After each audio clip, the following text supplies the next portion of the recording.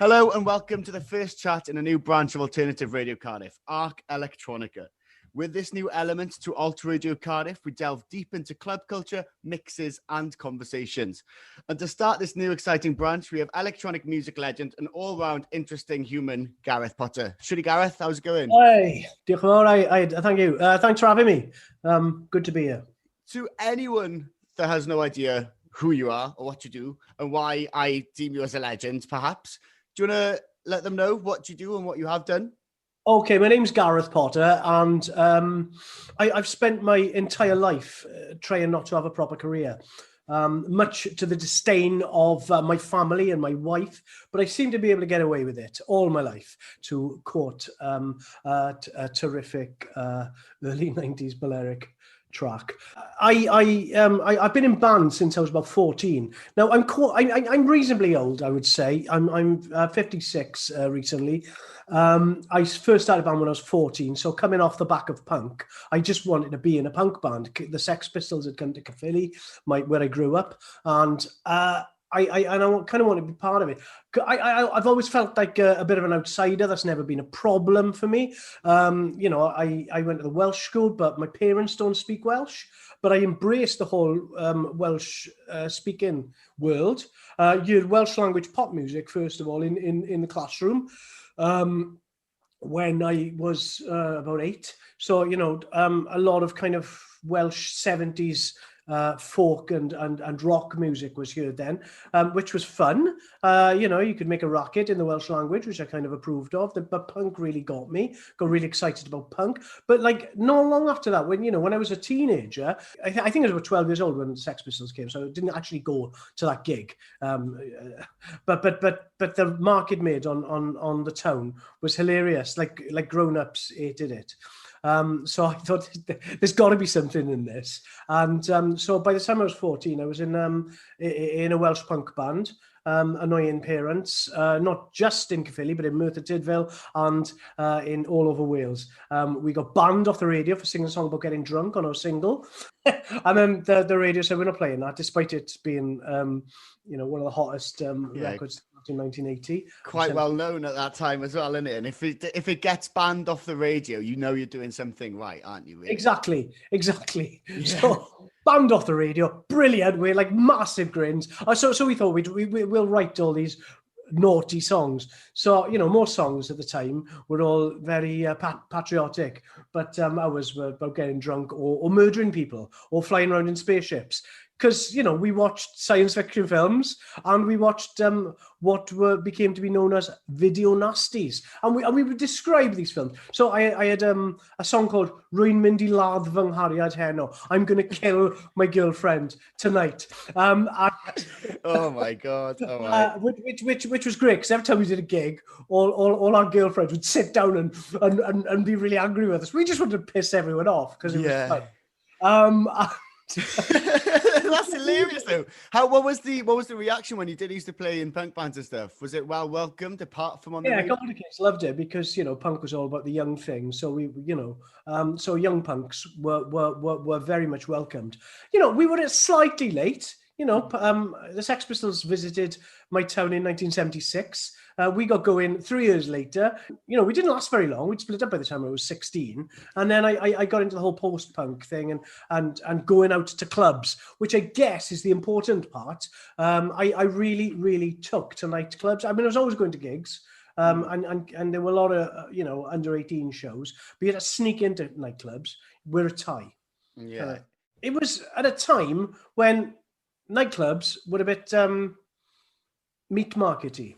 But if there was a good DJ, I'd just stand by the DJ booth and listen and play Bowie, Human League. I very much liked that kind of electronic pop music.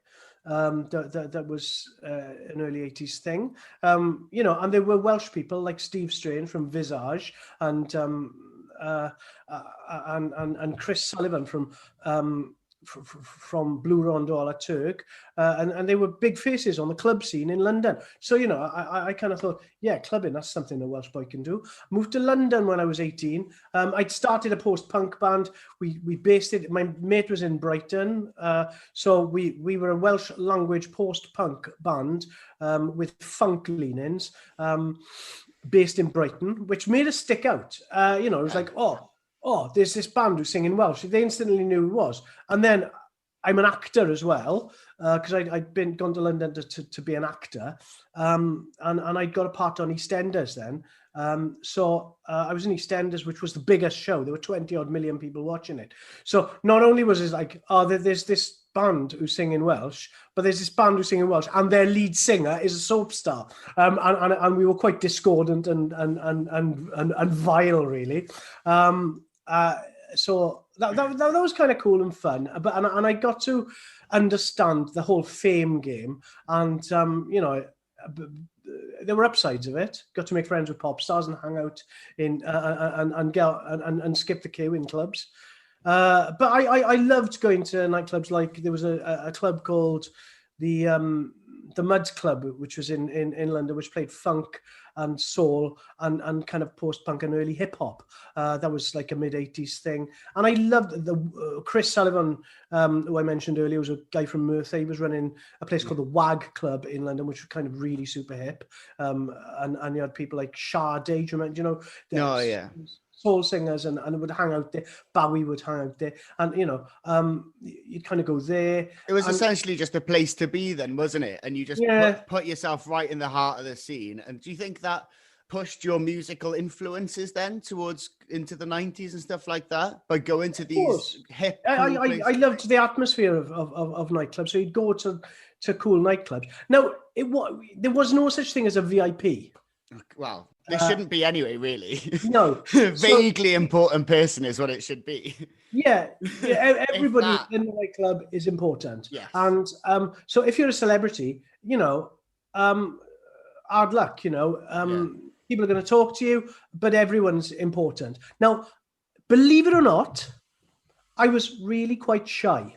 So having like a little bit of fame, it's him, he's off the telly, people would talk to me, and it was annoying sometimes if I was on the 29 bus. But if it's in a nightclub, it's kind of nice because people would talk to me, and I could learn. I could meet people and talk to girls, of course. And it kind of brought me out to myself in a lot of ways. I just really, really enjoyed the atmosphere of nightclubs. And then I used to go to, there was a brilliant club called Heaven. I think it's still going in, under the arches at Charing Cross. And I used to host nights. Paul Oakenfold did a night. Oh, nice. Trip was there. There was a club called the Pyramid there as well, and these were kind of the sort of mid to late 80s. You'd get the first murmurings of the whole Balearic thing. People, you know, kind of doing that. I'd started DJing by then, but I wasn't playing in hip clubs. I was playing in like indie dives, really. But that's where everyone decent starts, though, isn't it? You learn your craft in those places, and then exactly. I would learn how to play, learn what I wanted to play. I didn't want to play indie music, but there was kind of quite a lot of indie remixes and hip hop that I liked, and early house music. So I would sort of cobble them together in some sort of a mix. People would ask me to play in their parties. You know, I was really into it. It was great fun. Also being slightly shy as well. You know, it's kind of a good thing to do. You get to be center of attention without having to make small talk with people. Yeah, exactly. You know? And so bands. So this is me. But fast forward to the 21st century, you know, I'd been in bands. I'd made some techno and house music in the late 80s and early 90s, band called T Gwydir. And I really got into DJing, and I've had various. I put promotions on, and was a resident at Club Ifor Bach until just before lockdown. Well, do you want to just play one of the songs from that era and then go and talk about what you had been doing then In this sense, Okay, no. I'll play a song from T Gwydir, which is one of techno outfit. We used to do parties called Ray at Clwb Iforbach. So this song is called Ray. Cool. Alternative Radio Cardiff, ARC FM.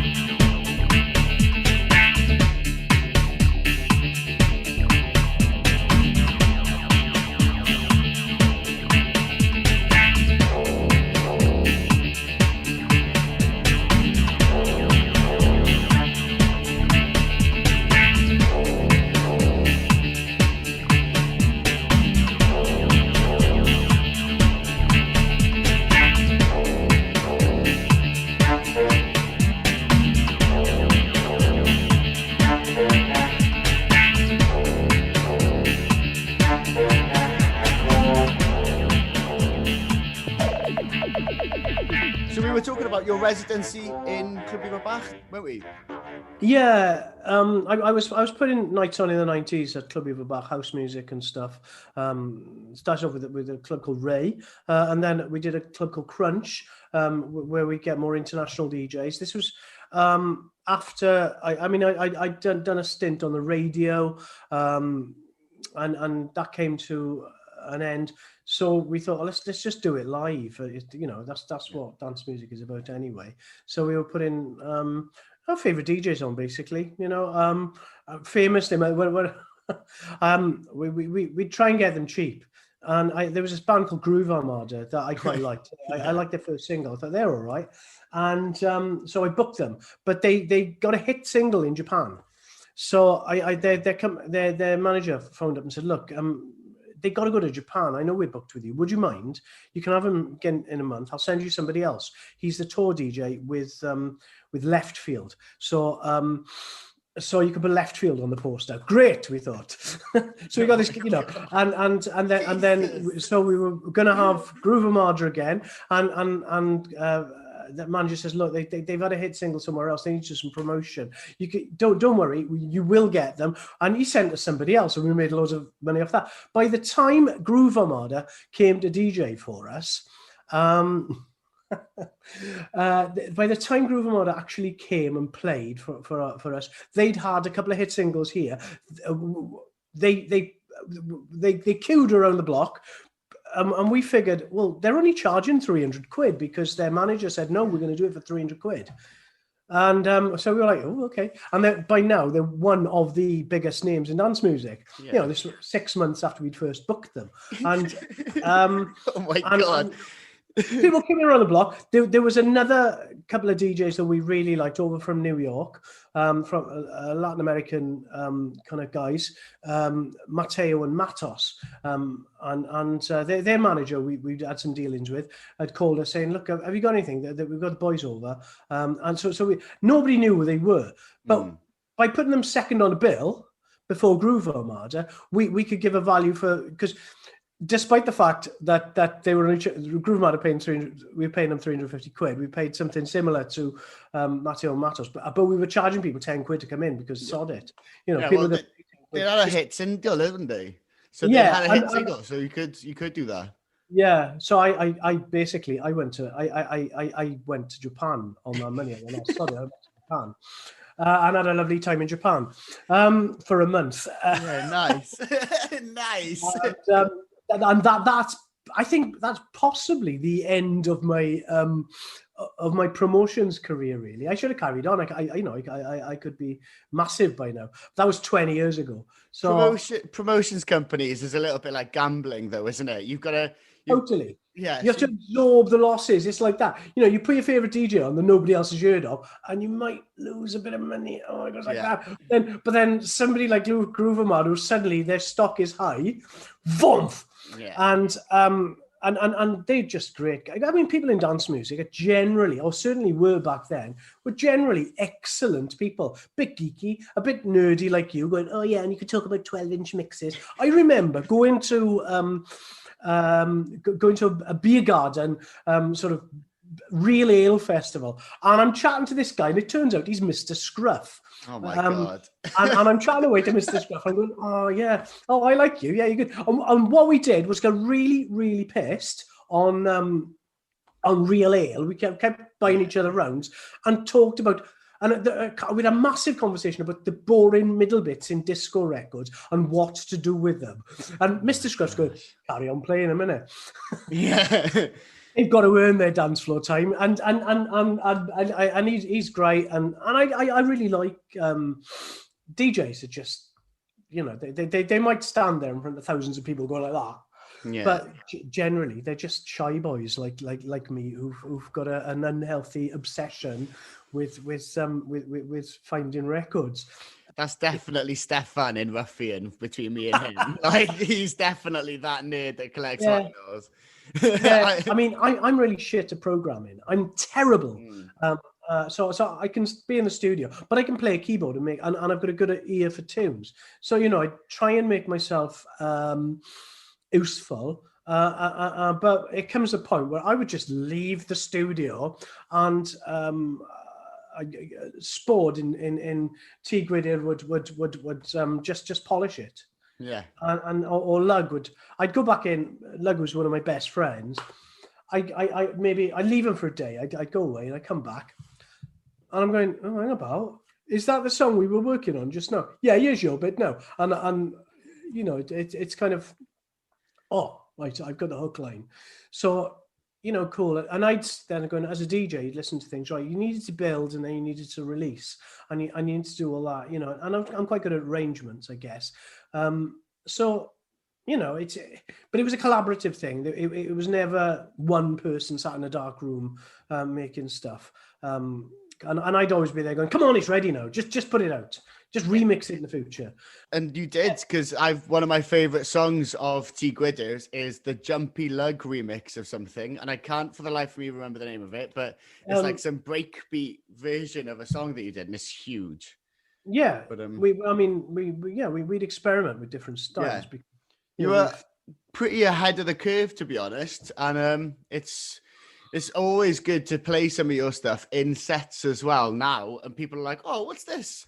Like I play a lot of T Gwion stuff when I'm playing in England and further afield. And every time I get a request asking, what is that? Because they don't know, because it's Welsh language. And it's just really good to be able to push that kind of stuff and to talk to someone that was there at the beginning and doing it now. We're getting re-releases over the past few years. People have been getting in contact with me, and we've just re-released an electro EP I did with my friend Esset called Negative Wastad. That was, I mean, we started recording that in 1988. And tried to make an acid house record, and I think it doesn't sound like an acid house record. It sounds like an electro pop record, but quite fast. And that's just been re-released by a cool label in Portland, Oregon. We've got another, and they're doing a T Gwion one at some point. There's also, we're part of. There's a Californian label that's releasing some stuff by us, and you know it's great that people still like it, and it's stood the test of time, really. But I predicted this a long time ago. The thing is, this will come up as a rare groove when we're old men, and gosh, yeah. You know, we never expected to sell 100,000 copies of anything, but. You might now. Essentially, how I'm going to pay for my retirement is that Kanye West's beatmaker is going to go, oh yeah, that's a good record. We'll put that on there, and then we'll sue Kanye West, and then we'll retire. Oh, someone's at the door. Excuse me. Time for a song, then, isn't it? Alternative Radio Cardiff, ARC FM.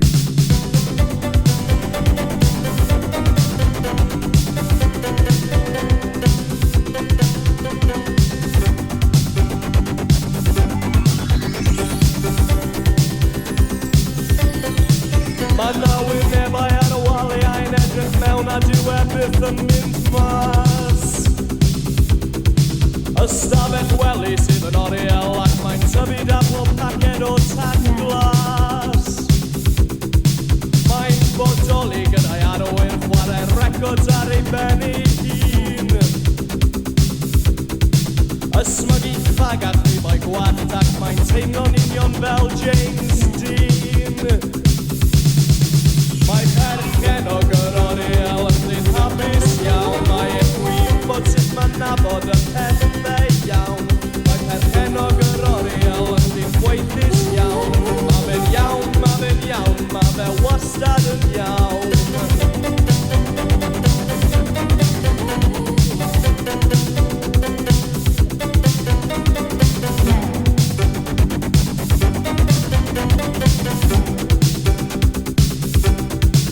Mae e'n hapus bod yn chwerw gyda'r byd sydd mor anghywir tu fas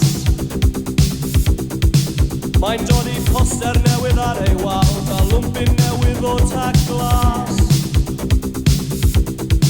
Mae'n cofleidio pob ystradeb gyda chariad a brydedd a gwyn.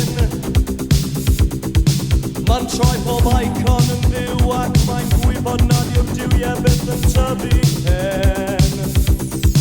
Mae'n herchen o gyroriel yn ddi hapus iawn. Mae fe'n gwybod sut mae'n nabod y pethau iawn.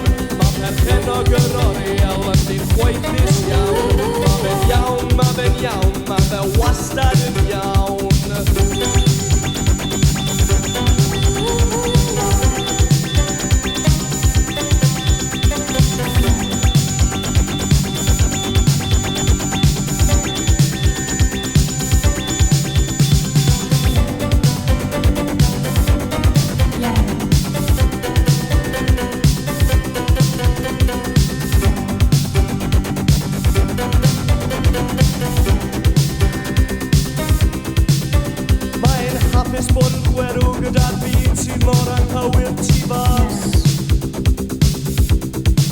Mae'n dod i poster newydd ar ei wal, a lwmpyn newydd o tac glas.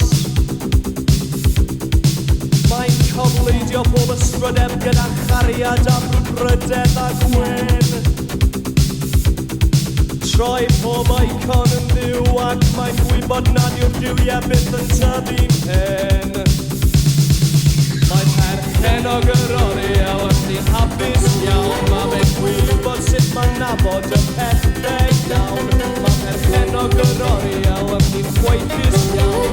Mae fe'n iawn, mae fe'n iawn, mae fe wastad yn iawn. Iawn. Iawn. Iawn. Iawn.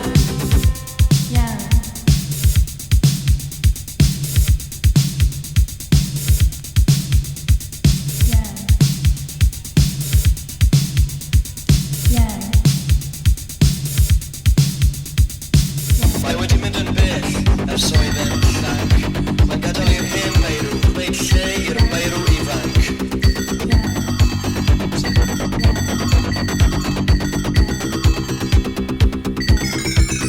Herchen o gyroriel yn ddi hapus iawn. Mae fe'n gwybod sut mae'n nabod y pethau iawn. Mae herchen o gyroriel yn ddi chwaethus iawn. Mae fe'n iawn, mae fe'n iawn, mae fe wastad yn iawn. Iawn. Iawn. Iawn. Iawn.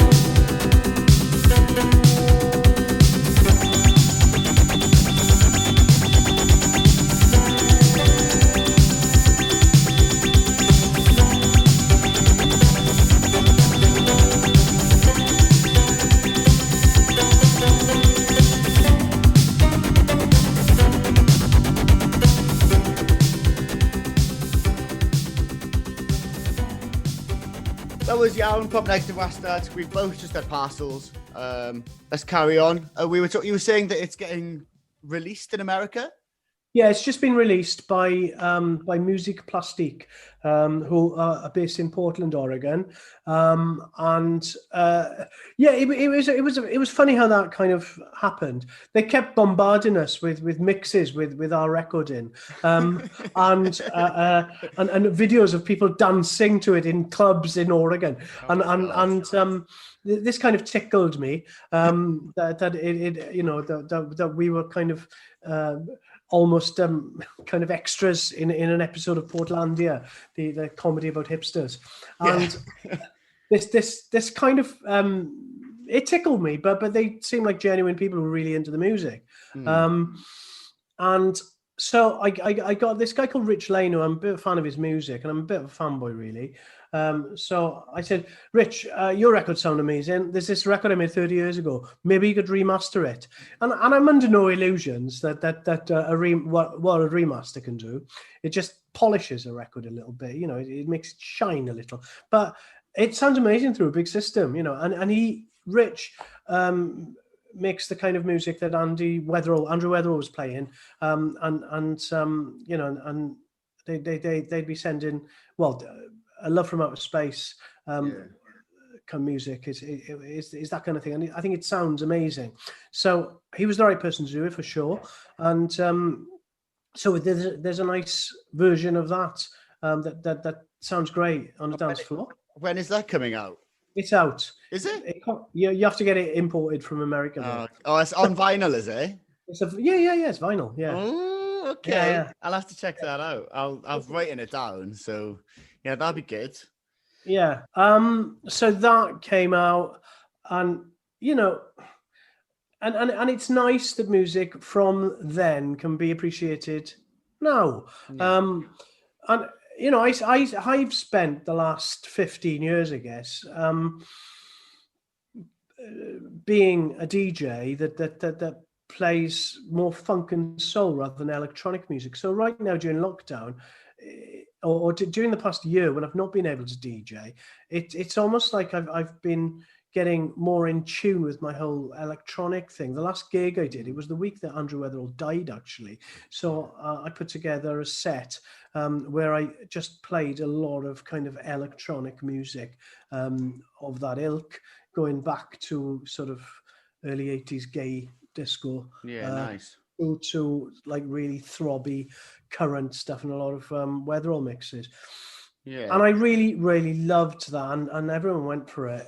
And I'm just thinking I've got to get back in the studio, and maybe if I'm going to DJ in the future, maybe I should be playing. I should go back to my electronic punk rock roots. So, well, that's coming back now as well. Actually, there's a lot of electronic artists using punk artists and collaborating with them. So Slow Tie's been doing stuff.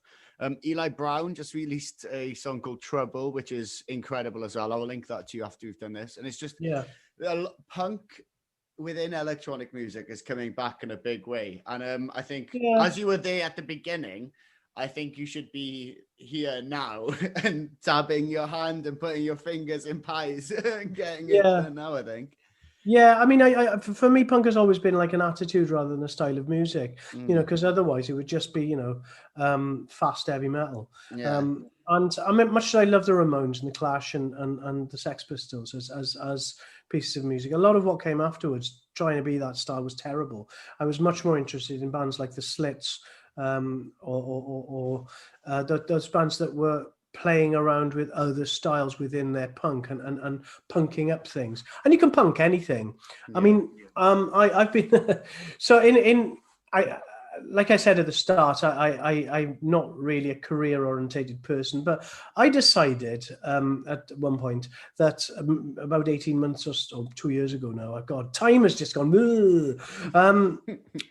that I would get into tourism and show people around Wales and learn how to be a tourist guide.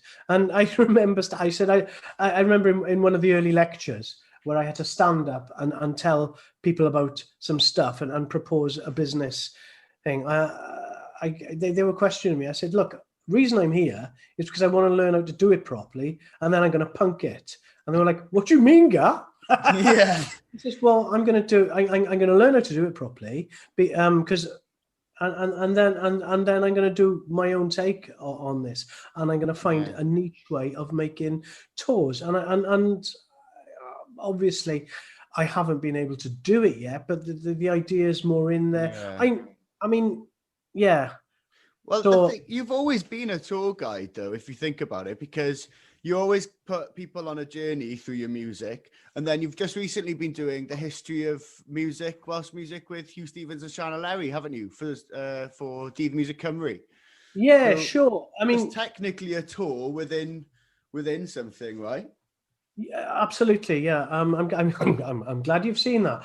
Yeah. I mean, I like to tell stories. I mean, as an actor, which was a massive part of my life in the 80s and 90s and early 2000s. I was a professional actor. I was touring around. I was doing, a lot of that. I was a craft that I learned, and I kind of fell out of love with it, which is fine. And I had a bit of an identity, not crisis, but it was like, who am I? What do I do? Yeah. And I had to break it down, and essentially, I tell stories. That's what I try to do with DJ sets, and that's essentially what I want to do as a tour guide, to make my own tours, get people on them, and show people things. I go, that is where Cerys Matthews and Mark Roberts used to busk. Yeah.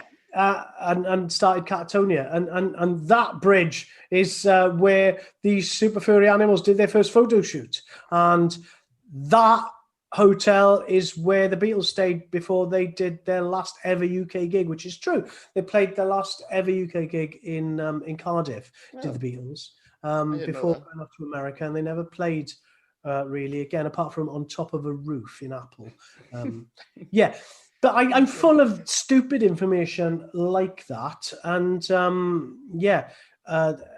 so I can tell people things. People are quite interested in hearing that. That's where that's where Ray Davies had a massive fight when he was playing with the Kinks and blah, blah, blah. I can tell you all these things. Well, that would be a really exciting tour then, once everything's back to normal, I guess. Yeah, I was just working... I was just partnering up at one point before all this. I was partnering up with Soon Festival, where I was gonna do something with people who'd paid to come to Soon. I was going to take them on a tour, and take them around town, give an insider's guide to Cardiff and the music heritage of Cardiff. That sounds mad. Yeah, and I think things like that are really important. If you go to a town, you don't want to go to, McDonald's, or some people do, and Costa. You want to go somewhere more kind of less generic. Yeah. You want to go where the cool kids hang out. Especially if you're a cool kid yourself from a different town. Yeah. So so Uncle Gareth could take you around. I just had it in my head now. If you were at a high vis at a Soon Festival with a placard going "Cool Kids Tour" around Cardiff. Cool kids, follow me. Hey, that's a great idea. That's really good. I'm thinking I'm going to do that. Cool kids, follow me. Yeah. I'll get a special umbrella made. The Piper of electronic music takes you on a tour of Cardiff. Yeah. Yeah, I mean, I'd made a show because I'm an actor and a performer and a storyteller. I'd made a show just over 10 years ago, a one-man show. It was all about my journey through Welsh music, where essentially one of the big things in the show was I'd form a band. Then band would split up. Then all my mates would become pop stars.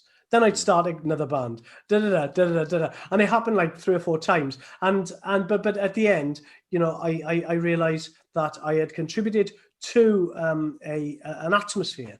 And despite being skint and having lots of friends who are movie stars and rock stars, hey, it's a privilege to be a part of this outstanding world. And I guess everything I've ever done has led on somewhere, although I'm not being quite sure where. So all the doubters, like maybe my mother and my wife, are just like, why are you doing this? No. And I'm going, because. And then I'm always proved wrong. I mean, recently, I made a film about the 80s punk DIY scene, and I've always worked closely with Dydd Music Cymru, and we made Dydd Music Cymru, and controversial. I love the fact that it pisses people off. I think it's great. I mean, I don't really care, what you call it. Whatever. And especially if they're gonna, especially if they're gonna pay me and listen to me. So this is how this thing came around. That we did a podcast with Hugh Stevens and Sean Larry for BBC Sounds, and we get to tell the story of Welsh music in 6 chunks, from the 60s, the 70s, the 80s, the 90s, and the noughties to the future. I mean, not anything has happened in the 20s so far, despite us being, a year into the 20s. Nobody's played a gig yet, which is really extraordinary. However, there's loads of great records come out, and people are itching for the Roaring 20s to actually begin. It's going to be an amazing decade, I think. And yeah. So Well, there. Do you want to play a song from this last 14, 12 months, 16 months, just to Yeah, I wind do. it down? What song do you want to play? I've been listening to, like I said, a lot of electronic music recently. I had to DJ recently because I don't have a setup in the house and at the moment. All my CDJs are in a lockup, and I don't have the kind of I don't have a setup in the house. But so I've been experimenting with doing chill out mixes because I've played in Ibiza doing chill out stuff, and my friend Fat Phil Cooper, who lives in Ibiza, runs a radio station and a couple of record labels in Ibiza, and he's a real kind of sundown type DJ as well as a stupid o'clock in the morning kind of DJ, and I sent him a mix. I said, Hi Phil, I got this mix that I'm putting out on my Mixcloud. Do you want to spread it around? He says, I'll put it out on the radio if you want. So I have DJed in Ibiza in the past few months. Yeah, nice. I really like all the stuff that Ivan David does. Okay. So I guess the Ivan David mix of one of Carwyn Ellis is it's terrific. So I'd like to put that on. It's a bit more chilled out, but always sounds amazing when the sun is shining, or when you just want to chill out a bit. Yeah. So this is Olion, Carwyn Ellis, and the Rio 18 and the Ivan David remix.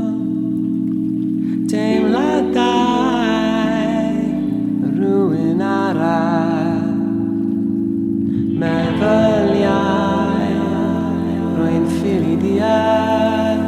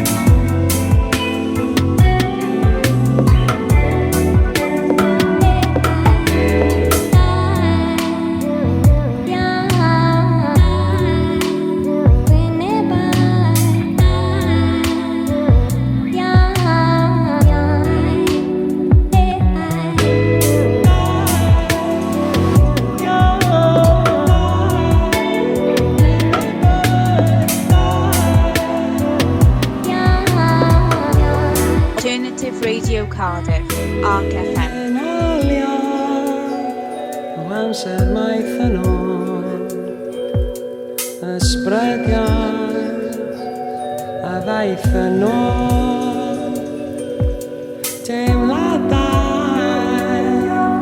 rhywun arall meddaliau rwy'n ffydiau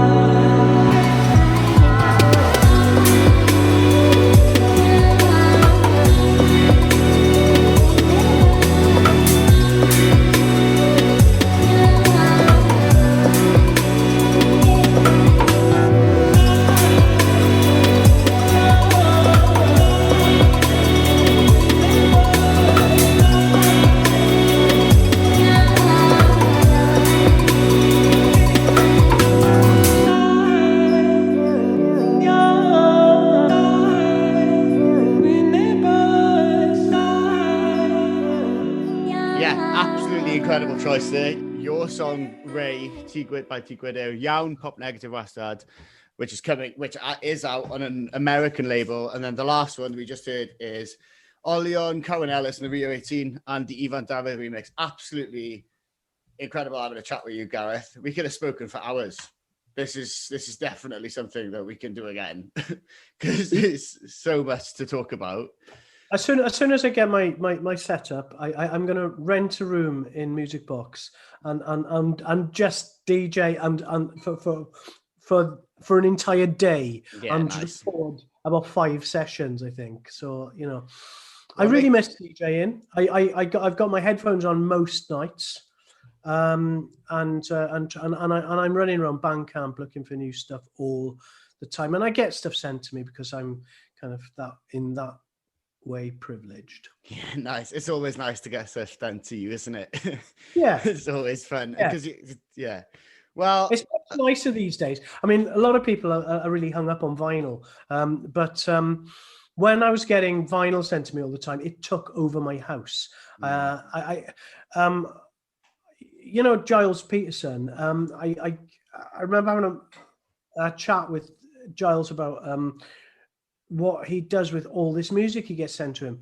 He had an entire flat that nobody lived in that was just used to store music. He had a flat in. God. I'm like, bloody hell. And that's high end. I mean, I've got a lockup full of stuff outside of Cardiff, and it's quite difficult to get. Yeah.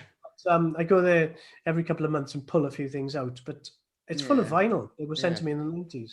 So little files that get sent, much better. I listen to them all, or I listen to, I skip through all of them.